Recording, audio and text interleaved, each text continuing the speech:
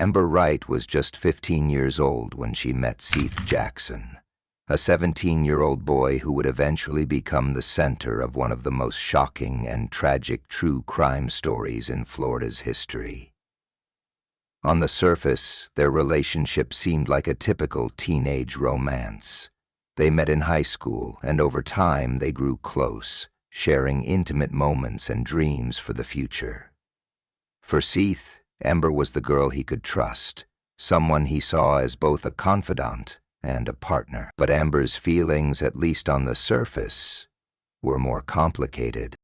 Initially, their relationship was filled with the usual teenage excitement, long conversations, secret messages, and innocent outings.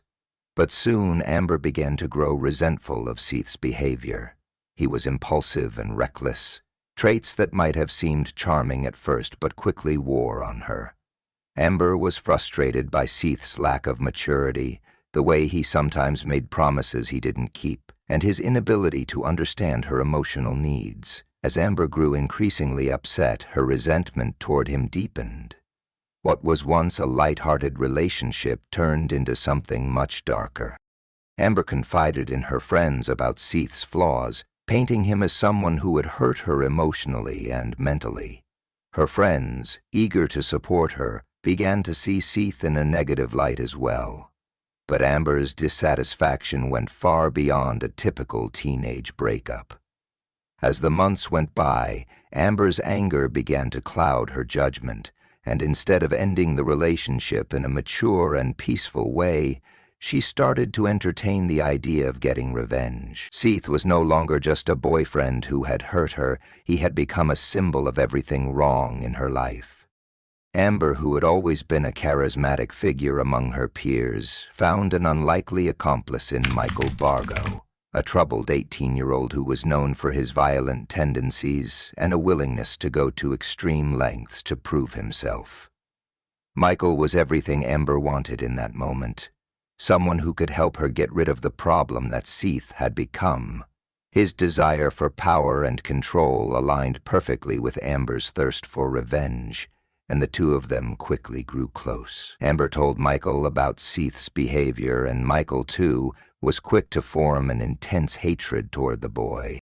What had started as Amber's personal emotional turmoil now grew into a shared vendetta, one that Michael was all too willing to carry out. The idea of revenge was no longer a fleeting thought, it was a plan. Amber and Michael began discussing how to make Seath pay for his perceived wrongs.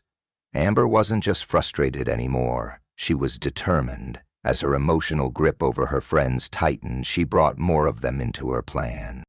Amber and Michael's friendship, fueled by a shared hatred, would soon become the catalyst for a violent and tragic act. Amber, once the innocent teenager swept up in the ups and downs of adolescence, was now an orchestrator of something far darker than anyone could have imagined. What had begun as a simple, troubled relationship would spiral into a web of lies, manipulation, and ultimately, death. As Amber's relationship with Seath continued to deteriorate, her resentment turned into something much more sinister. The more she confided in Michael Bargo, the more he fueled her anger, and together they began to plot a disturbing future. Amber no longer saw Seath as a person. He had become a target, someone who needed to be removed from her life once and for all. She and Michael began to discuss the possibility of luring him to a secluded location where they could confront him and put an end to the relationship in the most extreme way imaginable. Amber's manipulation was subtle yet effective. She convinced Seath that they needed to meet in person to talk things through, promising him closure on the issues that had been weighing heavily on their relationship. Seath, despite their growing tension, still believed in the possibility of reconciliation. He was naive, trusting, and unaware of the deadly trap that Amber was setting for him. His desire for closure made him vulnerable, and Amber played on that, assuring him that this would be their final conversation. But the meeting was never meant to be a peaceful one. Amber knew exactly what she was doing. She told Seath to come to a home, a property that belonged to her friend's family, where she and Michael could confront him privately. The house was in a secluded area, far from the eyes of anyone who might intervene. It was the perfect place to execute the deadly plan without anyone noticing. Amber, alongside Michael, began to carefully prepare for the night. They recruited 2 more individuals to join the plot: James Thomas and Kyle Hooper. 2 other teenagers who Amber knew would follow her lead without hesitation.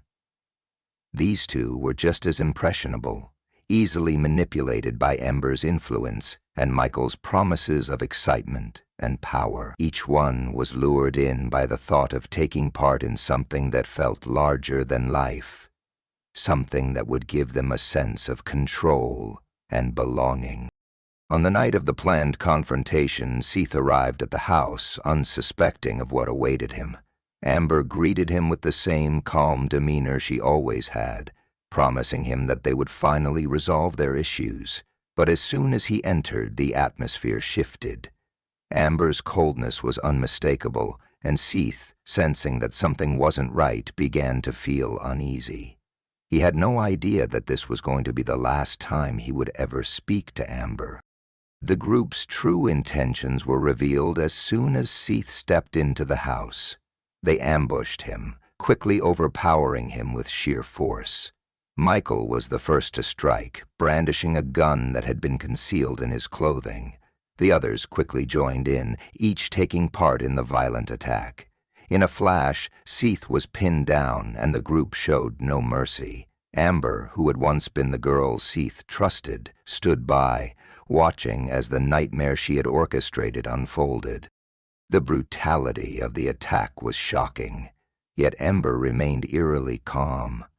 Her eyes were cold as she watched Seath struggle against the violence, knowing there was no escape.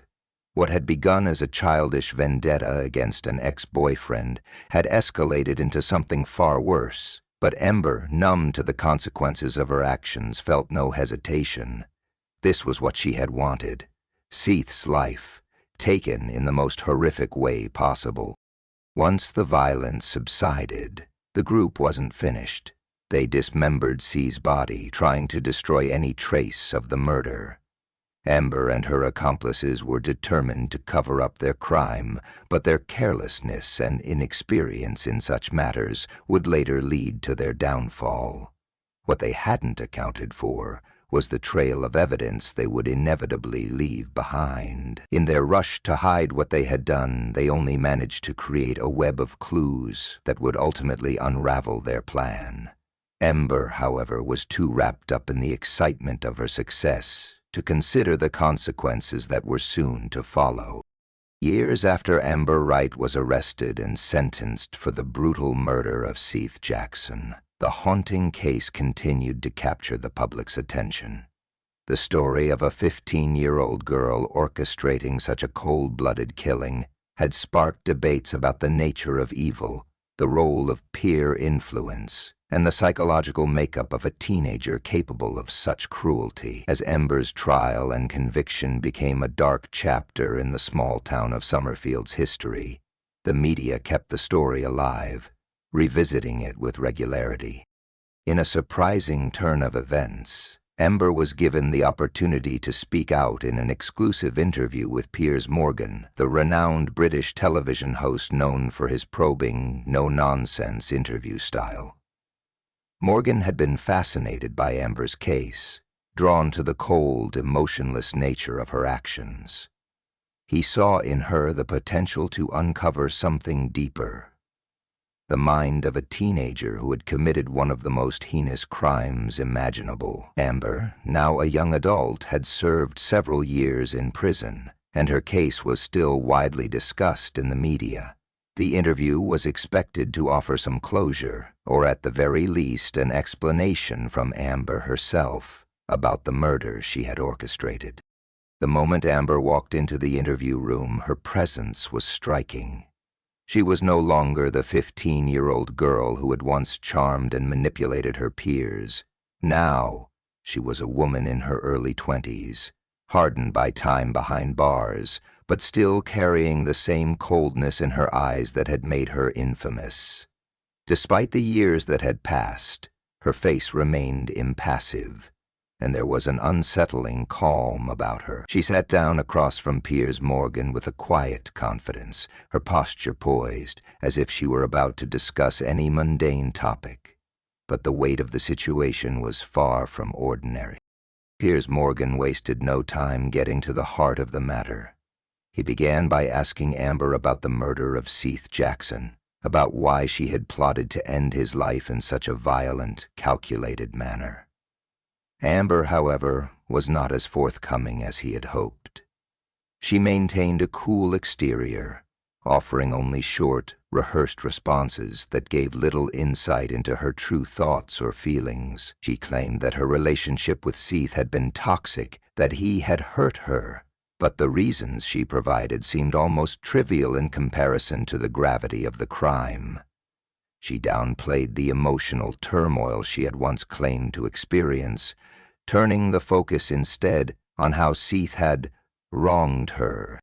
Morgan pressed harder, asking her directly about the moments leading up to Seath's death, about her role as the mastermind behind the entire plot. For a brief moment, Amber's calmness faltered, but only for an instant.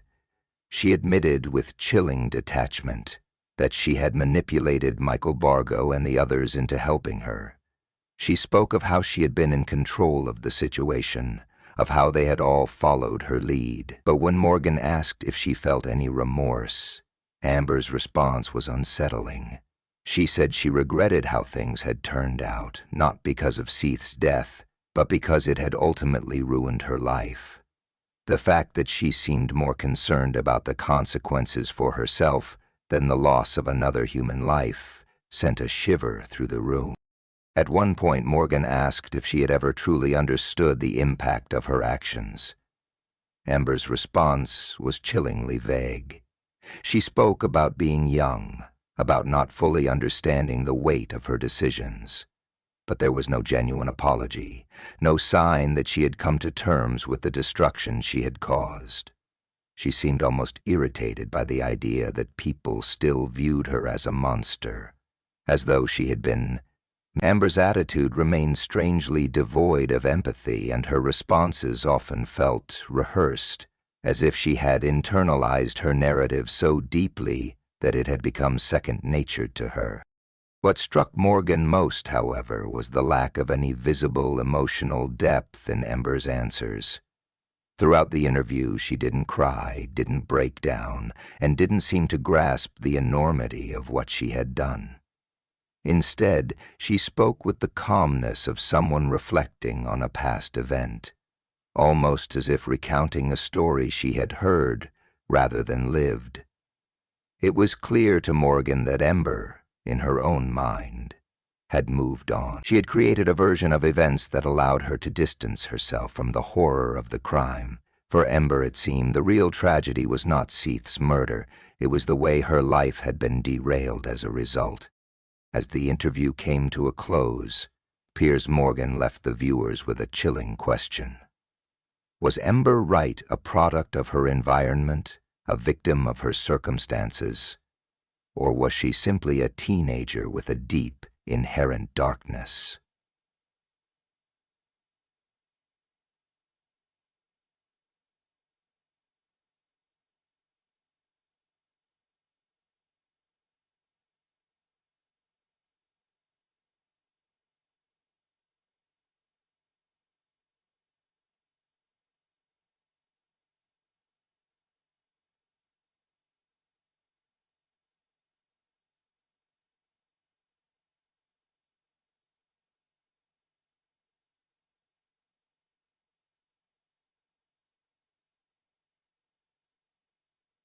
As Amber had allowed the world a glimpse into her psyche, but had allowed no sense of regret, no sense of success, no sense of self-pity. The girl who had once lured her ex-boyfriend to his death with lies and manipulation had shown no signs of truly confronting the pain and destruction she had caused. leaving viewers to wonder if she was ever capable of feeling the weight of her actions, or if she had simply moved on, unburdened and unrepentant.